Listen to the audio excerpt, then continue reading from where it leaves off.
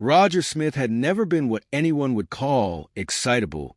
In fact, he was the kind of guy who could sit in a windowless room for hours, watching a bank of grainy security cameras, and barely register any change in the routine. He was dry, methodical, utterly unflappable. In the world of casino surveillance, Roger was a quiet giant, a man whose presence could blend into the hum of the building's noise without a single person noticing. There was one person who did notice, though. His name was Van, a lanky, perpetually grinning guy who worked in security. If Roger was the silent sentinel, Van was the guy who would announce his entrance to the room like he was headlining a comedy show. He had no sense of personal space and a joke for every occasion, even if they weren't always appropriate. Roger's daily grind was mostly routine, monitor, observe, report. But today, as he stared at the CCTV feed from the high-limit poker room, he couldn't shake the nagging feeling that something was off. It wasn't anything specific, just a general unease. Bradley, the head of surveillance, had been acting strange lately. Bradley was a short, stout man who looked like he was always trying to hold his breath and had a particular knack for making Roger feel like he didn't belong. Worse, Bradley was always quick to deter Roger from observing anything involving upper management. Roger's suspicion of Bradley grew stronger each day, especially when he noticed the odd interactions between Bradley and Amber, the general manager. Amber was everything Roger wasn't. Tall, blonde, confident, and notoriously hard to read. She commanded the casino floor with the grace of a chess master, her every move calculated. But when Roger caught a glimpse of her with Bradley in private conversations, something didn't sit right. The final straw came one late afternoon when Roger noticed something even stranger, a flash of affection in Bradley's eyes when Amber walked by. He caught a glimpse of a quick touch on her arm, a shared glance that said way more than a professional relationship ever should. But what could he do? He was stuck behind a monitor, unable to move freely around the casino like Van, who had all the freedom in the world. Roger turned to his only ally, Van. "Hey, buddy, you got a minute?" Roger asked, pulling Van aside in the break room.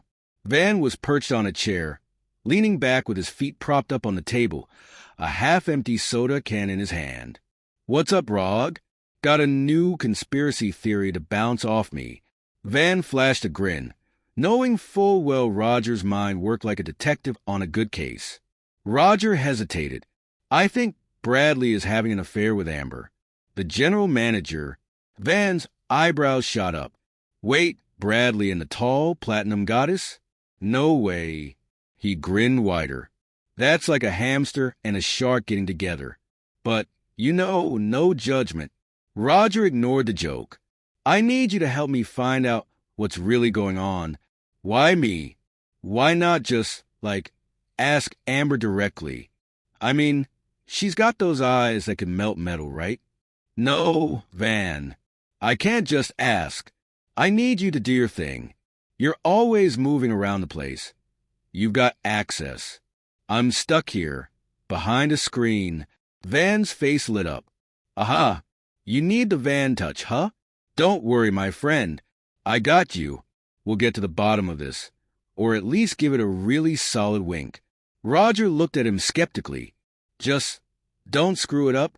But as usual, Van was incapable of doing anything without making it more complicated than it had to be. The plan was simple. Van would casually follow Bradley and Amber, take notes, and report back. But things immediately went off track.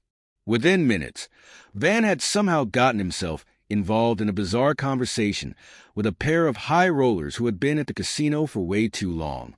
They were convinced that Van was a secret agent from the casino's Special Ops Division because he had been casually carrying around a flashlight and a pair of handcuffs for security reasons. After about an hour of wild goose chases and dead-end distractions, Van finally spotted Bradley slipping into Amber's office, the door closing behind him with an air of finality. "Roger, buddy," Van whispered into the phone.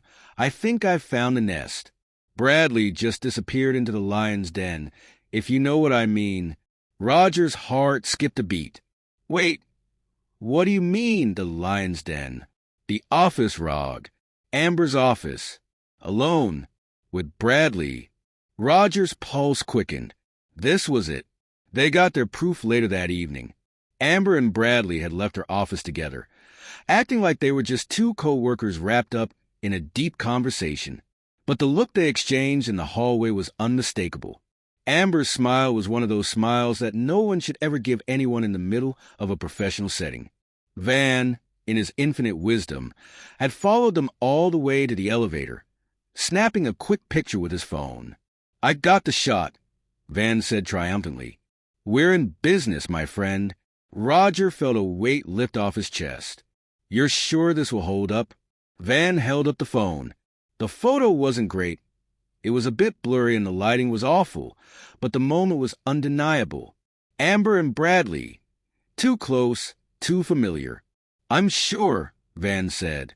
"Now all we need is for Bradley to see this and explain it to HR, huh?" Roger nodded, but for once, a hint of a smile crept onto his face. "Yeah, let's let him explain." The next morning, Bradley's office was empty. He'd been reassigned somewhere far out of the casino, effective immediately.